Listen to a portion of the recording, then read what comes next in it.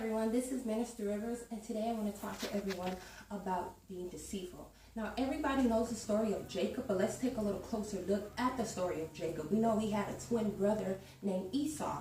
They were not identical twins, but they were twins. Now, in his mother's womb, he already started some drama up in there because he was holding on his brother, and it's like, wow, he ain't even came out yet, and you're already having a problem with him.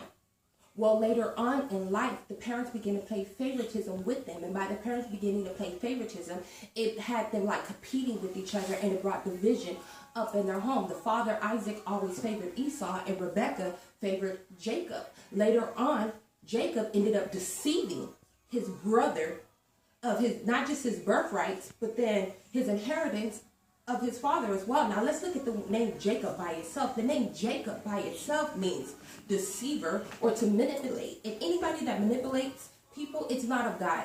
It's a trick, and it's a game of the enemy, and don't even take no part in that.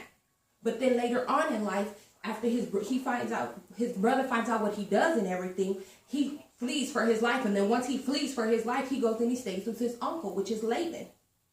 But now the deceiver ends up getting deceived because his uncle deceived him into marrying his youngest daughter, Leah. And then he had to work 7 more years to get Rachel. So he ended up getting deceived. And then because of what he was doing, he didn't stop to ask God, is this the woman you want me to have? Which is Leah. Because if you think about it, Leah is the one that the tribe of Judah even comes from, not from Rebekah. But that's a different story of its own.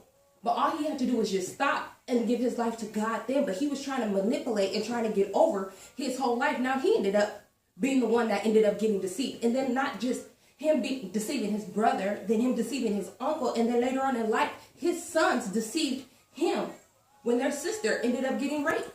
And then they ended up deceiving him again when they told him that his son Joseph had died.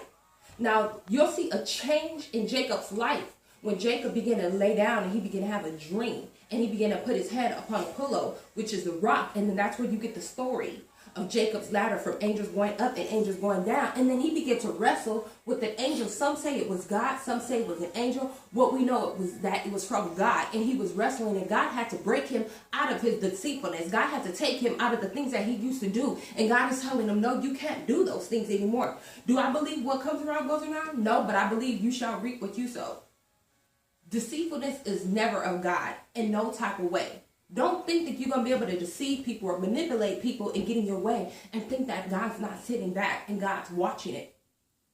Remember, God loves you. I love you. And all that you do, give God the honor, glory, and praise. To God be the glory.